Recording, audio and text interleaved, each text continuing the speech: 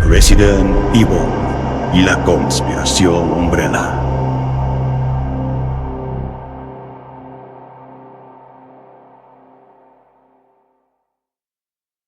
Capítulo 7. Abrir la cerradura fue cosa de niños. Era un mecanismo simple de 3 piezas en línea. Jill podría haberla abierto con un par de clips para papeles. Según el mapa de la computadora de Trent, la puerta daba a un amplio pasillo. Ahí estaba. Echó otro vistazo a la pantalla de la pequeña computadora y lo guardó de nuevo, pensativa. Al parecer, existía una ruta de salida hacia la parte de atrás de la casa, que atravesaba varios pasillos y salas, situada más allá de una serie de habitaciones.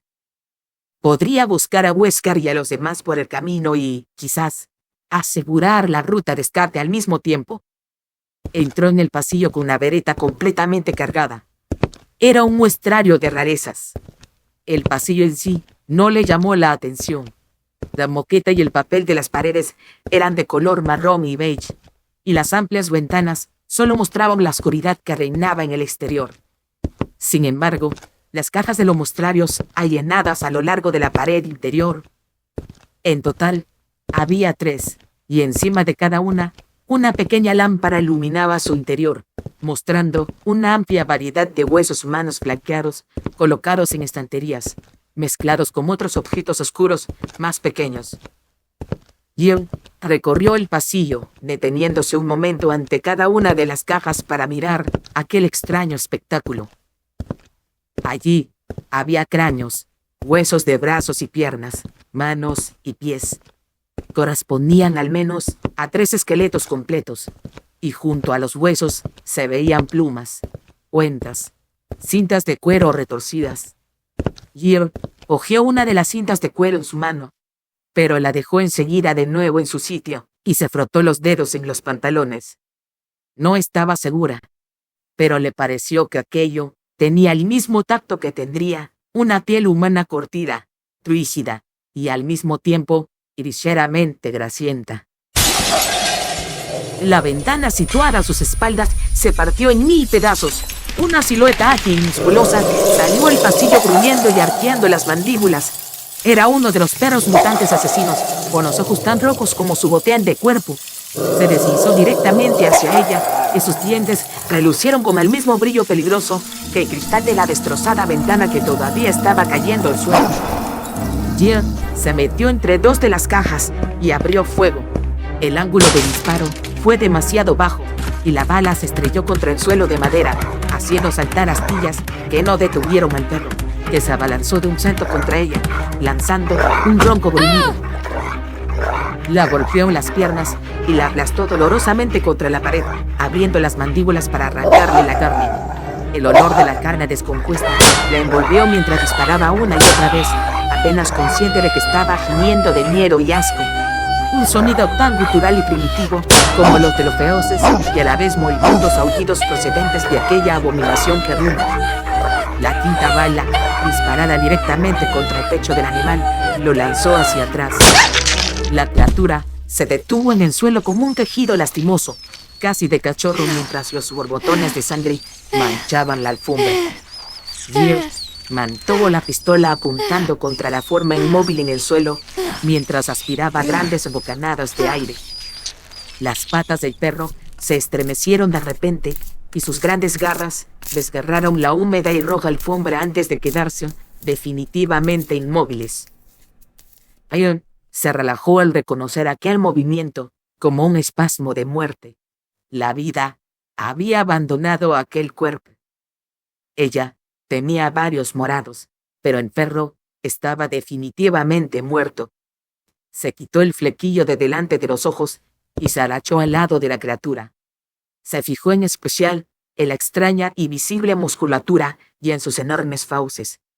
La carrera hacia la casa había sido demasiado confusa y además prácticamente en la oscuridad como para ver realmente bien el aspecto de los seres que habían matado a Joseph. Sin embargo, a la luz del pasillo, la primera impresión que había tenido no cambió en absoluto. Parecía un perro despellejado. Se puso en pie y se alejó, vigilando atentamente las ventanas del pasillo.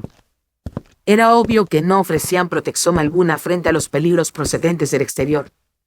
El pasillo giraba bruscamente a la izquierda, y Jill se apresuró a llegar allí, pasando a la carrera al lado de los demás muestrarios macabros que decoraban toda la pared interior de aquel pasillo. La puerta que había al extremo del pasillo no estaba cerrada con llave. Daba entrada a otro pasillo, menos iluminado que el anterior, pero también menos tétrico. El neutro papel de color verde grisáceo solo estaba cubierto por pinturas de escenas campestres y paisajes rurales. No había nada asqueroso o siniestro en aquel lugar. La primera puerta a la derecha sí estaba cerrada con llave. En la plata de la cerradura vio que había grabada una armadura. Jill recordó algo que había leído en la computadora de bolsillo, algo relativo a unas llaves de caballero, pero pensó que era mejor dejarlo a un lado por el momento. Según el mapa de Trent, al otro lado había una habitación que no llevaba a ningún lado. Además, si Wesker había pasado por allí, se supone que no iba a dejar puertas cerradas con llave a su espalda. Bien, también supusiste que Chris no desaparecería. No supongas nada en absoluto en un lugar como este. La siguiente puerta que intentó abrir daba a un pequeño cuarto de baño con una decoración antigua, con detalles como un ventilador de techo y una bañera con 4 patas. No se veían señales de que alguien lo hubiera utilizado recientemente. Se quedó allí en pie por un momento, en la pequeña habitación de olor rancio, respirando profundamente y sintiendo los efectos posteriores de la descarga de adrenalina del pasillo. Mientras crecía, había aprendido a disfrutar de la sensación de peligro, de la emoción de entrar y salir de sitios desconocidos, solo con la ayuda de un puñado de utensilios y su propio ingenio para mantenerse a salvo. Aquella sensación se había ido desvaneciendo desde que había ingresado en los Stars, perdida en la rutina diaria de reuniones de información y entrenamiento con armas. Ahora había regresado, inesperada, pero bienvenida. No podía engañarse a sí misma sobre la pura alegría que a menudo sentía después de enfrentarse a la muerte y salir ilesa. Se sentía bien. Se sentía viva. Bueno, no comencemos la fiesta todavía. ¿O has olvidado que a los Stars se lo están comiendo vivos en este agujero infernal? Le recordó su mente sarcásticamente. Jill retrocedió hasta el silencioso pasillo y dobló otra esquina, preguntándose si Barry había encontrado a Chris y si uno de los dos se habría encontrado con alguno de los Bravo. Sentía que disponía de una ventaja al tener aquel mapa y decidió que en cuanto tuviera asegurada la ruta de escape, volvería a la sala principal y esperaría a Barry. Entre los dos podrían efectuar una búsqueda más minuciosa y rápida, como el mapa de Trent. El pasillo acababa en 2 puertas situadas una enfrente de otra. La que ella buscaba era la que estaba a su derecha. Probó abrirla y se vio recompensada por el clic del pomo que hacía girar el pestillo. Entró en una sala oscura y vio a uno de los zombies. Era una silueta pálida y ominosa, situada a unos 3 metros de la puerta. La criatura comenzó a dirigirse hacia ella mientras levantaba el arma, emitiendo unos suaves quejidos de hambre con sus podridos labios. Uno de los brazos colgaba flácido en su costado, y aunque su hombro era un manojo de huesos asquerosos, su puño putrefacto se abría y se cerraba por el ansia mientras extendía el otro brazo hacia ella. ¡La cabeza! ¡Apunta la cabeza! El ruido de los disparos resonó con estrépito en la fría penumbra. El primero le voló la oreja derecha, pero el segundo y el tercero abrieron 2 agujeros justo encima de las cejas. Unas oscuras fluidas comenzaron a bajar por su reseco rostro, hasta que la criatura cayó de rodillas, y sus vacíos e incansables ojos se pusieron en blanco al volverse hacia arriba. Oyó un sonido apagado de pasos arrastrándose en las sombras de la parte posterior de la habitación, justo hacia donde ella pretendía ir. Jill apuntó con su arma a la oscuridad y esperó a que aquello se acercara, con el cuerpo cargado de tensión. ¿Cuántas de estas criaturas hay por aquí? Disparó en cuanto el zombi asomó al doblar la esquina, La verita saltó ligeramente en sus sudorosas manos. El segundo disparo atravesó el ojo del podrido cuerpo, que se desplomó inmediatamente al suelo de madera oscura y pulida. La viscosa y pegajosa sustancia que componía su ojo descendió por su esquelético rostro.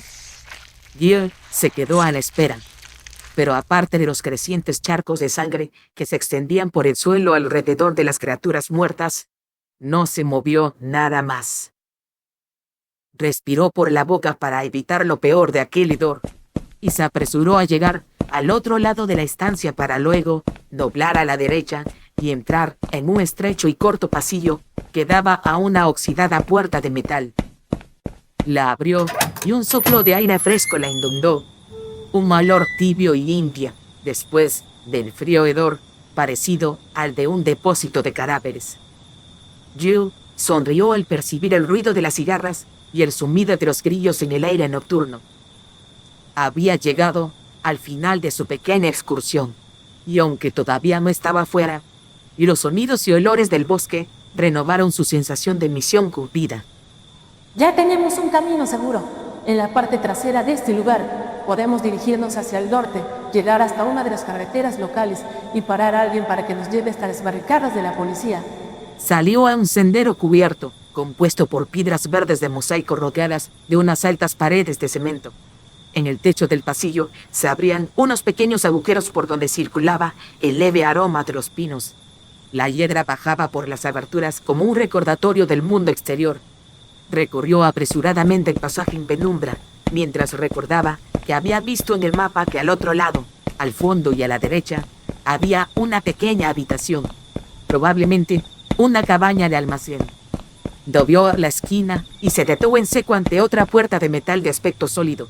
Su sonrisa se desvaneció cuando extendió instintivamente la mano hacia el pomo y se dio cuenta de que el agujero de la cerradura estaba taponado. Se agachó e inspeccionó el pequeño agujero con una de las ganzúas, pero quedó desilusionada. Alguien lo había rellenado de material sellador. A la izquierda de la puerta había una especie de diagrama incrustado en el cemento y fabricado con cobre.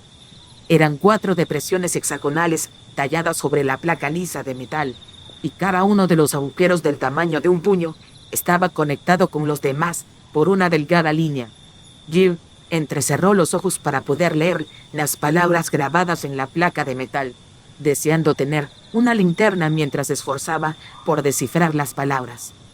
Limpió con la mano la delgada capa de polvo de las letras grabadas y lo intentó de nuevo. Cuando el sol se ponga en el oeste y la luna se eleve por el este, las estrellas comenzarán a brillar en el cielo y el viento soplará hacia el suelo.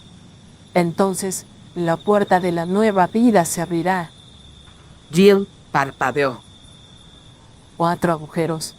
¡La lista de Trent! 4 símbolos herédicos y algo acerca de una puerta de la nueva vida. Es un mecanismo de combinación para abrir la cerradura de la puerta. Coloca los 4 símbolos heráldicos en su sitio y entonces la puerta se abre. El problema es que aún tengo que encontrar los 4 símbolos heráldicos. Jill probó a empujar la puerta y sintió que su esperanza se desvanecía. La puerta ni siquiera se movió dentro de su quicio. No se movió en absoluto.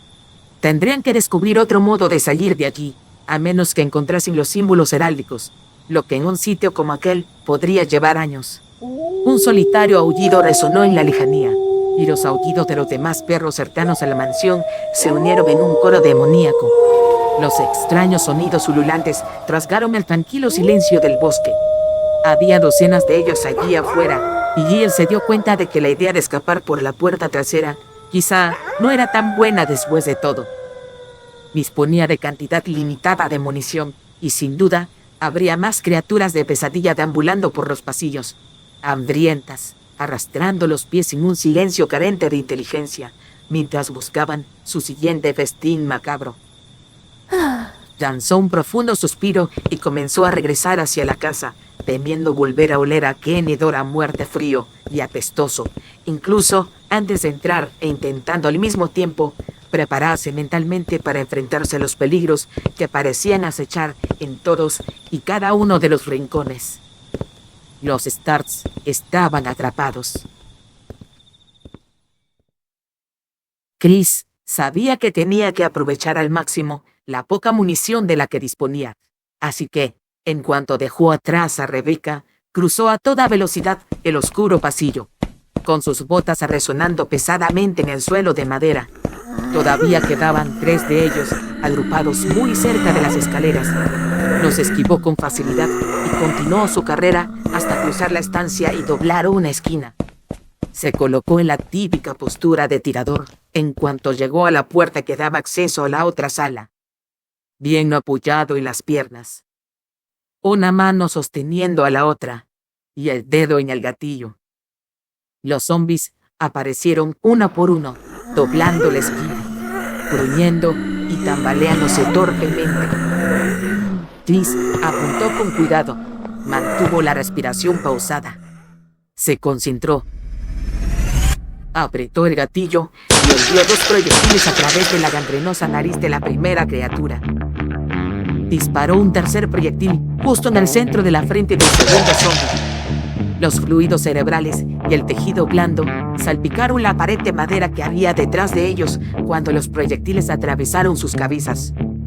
Acertó sus disparos contra el tercer zombie cuando los otros 2 todavía no habían terminado de caer al suelo. Se oyeron 2 nuevas explosiones apagadas y el entrecejo de la criatura se hundió hacia el interior de su cabeza para luego desplomarse como el saco de huesos que era. Chris bajó su bereta mientras sentía una oleada de orgullo.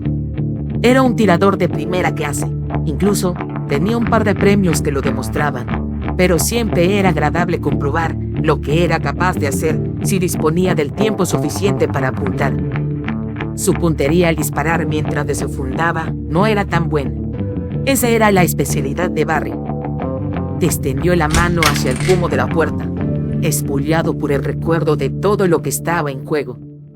Supuso que cada uno de los miembros del equipo Alpha sería capaz de cuidar de sí mismo y que tenían las mismas oportunidades de sobrevivir que él. Pero esta era la primera operación de Rebecca, y ella ni siquiera tenía un arma. Tenía que sacarla de aquel lugar. Regresó a la estancia de suave luz y papel de pared verde y echó un vistazo en ambas direcciones. Más allá, el pasillo estaba envuelto en la oscuridad, por lo que no tenía modo alguno de saber si no había peligro allí. A su derecha estaba la puerta con la espada grabada en la placa de la cerradura y el primer zombi contra el que había disparado, tendido en el suelo en una posición grotesca y sin vida. Chris se sintió agradecido al ver que la figura no se había movido en absoluto. Al parecer, los tiros en la cabeza eran realmente la mejor manera de cargarse a un zombi, justo lo mismo que ocurría en las películas. Chris se dirigió hacia la puerta en cuestión mientras apuntaba con su pistola a la derecha, luego a la izquierda y de nuevo a la derecha. Ya había tenido suficientes sorpresas por un día. Tras comprobar que no había nadie en la pequeña abertura que había enfrente de la puerta, sacó la pequeña llave y la introdujo en la cerradura. Giró sin problemas. Chris entró en un pequeño dormitorio, solo un poco mejor iluminado que el pasillo, puesto que únicamente había una pequeña lámpara en el escritorio de una esquina. No había peligro a la vista, a no ser que estuviera oculto debajo del pequeño camastro o en el estrecho armario situado frente a él. Se estremeció y cerró la puerta tras de sí. Aquellos eran los primeros temores de cualquier niño, y también habían sido los suyos. Monstruos en el armario y seres que se ocultaban bajo la cama, a la espera de algún niño imprudente al que agarrar por el tobillo. Oye, ¿cuántos años tienes ahora? Chris se quitó de la mente aquellos temores producidos por los nervios y se avergonzó de sus desvaríos imaginativos. Recorrió lentamente en círculos la habitación mientras buscaba con la vista cualquier objeto que pudiera ser útil. No había ninguna otra puerta ni nada semejante que llevara de regreso a la sala principal, pero quizá podría encontrar un arma mejor para Rebecca que el bote de insecticida. Aparte de una mesa de madera de roble y una estantería con libros, en la habitación solo había una pequeña cama sin tender y una mesa escritorio. No echó un rápido vistazo a los libros. Luego, pasó de los pies de la cama a la mesa escritorio. Había un cuaderno al lado de la lámpara, y aunque el escritorio estaba cubierto por una capa de polvo, era evidente que alguien había utilizado el diario hacía relativamente poco tiempo. Chris lo tomó intrigado y lo abrió por las últimas páginas. Quizás encontraba una pista sobre lo que estaba ocurriendo. Se sentó en el borde de la cama y comenzó a leer. 9 de mayo, 1998. Jugué al póker esta noche con Scott y alias de seguridad y Steve de investigación. Steve fue el gran ganador, pero creo que hacía trampa. ¡Qué canalla! Chris sonrió ligeramente al leer aquello. Pasó a la siguiente anotación y la sonrisa se le heló en los labios y su corazón perdió un latido. 10 de mayo, 1998. Uno de mis superiores me asignó un nuevo experimento. Parece un gorila desollado. Las instrucciones de alimentación indicaban que debía darle animales vivos. Cuando le añadí un cerdo, la criatura parecía jugar con él, arrancándole las patas y las vísceras antes de empezar a comer. ¿Experimento? ¿Podría ser que el que escribiera aquello se refiriese a los zombies? Chris continuó leyendo, animado por el descubrimiento. Era obvio que el diario pertenecía a alguien que trabajaba allí, lo que significaba que el encubrimiento de los casos iba más allá de lo que él mismo imaginaba. 11 de mayo, 1998. Alrededor de las 5 de la mañana, Scott me despertó.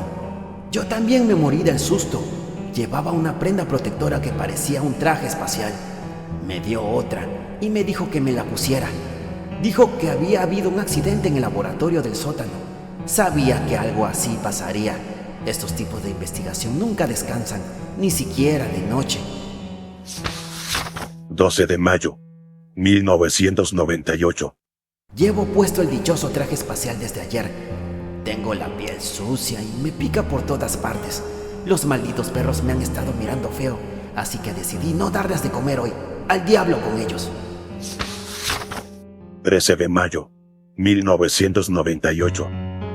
Fui a la enfermería porque tengo la espalda hinchada y me pica. Me pusieron una venda grande y me dijeron que ya no necesitaba usar el traje. Solo quiero dormir. 14 de mayo, 1998. Esta mañana me encontré otra ampolla en el pie. Acabé arrastrándolo hasta el corral de los perros. Estuvieron callados todo el día, lo cual es raro. Entonces me di cuenta de que algunos se habían escapado. Si alguien se entera me van a dar una paliza.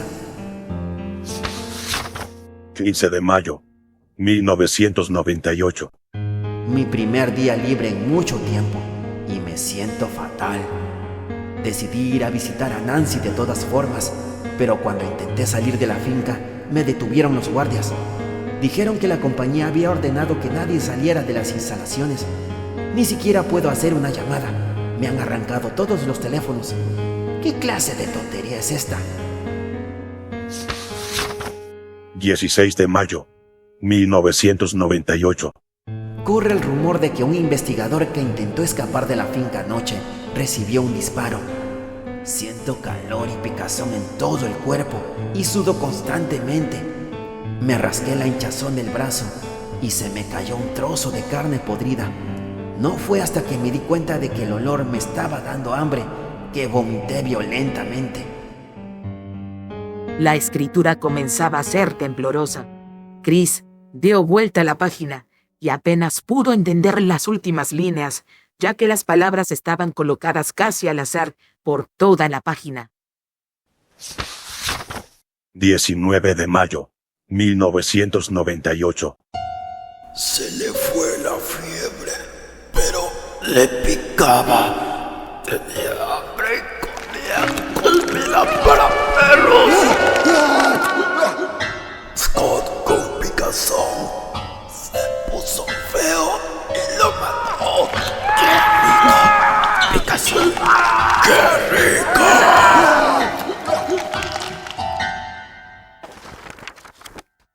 Las demás páginas estaban en blanco. Chris se puso en pie y se metió el diario en el chaleco mientras sus pensamientos corrían a toda velocidad.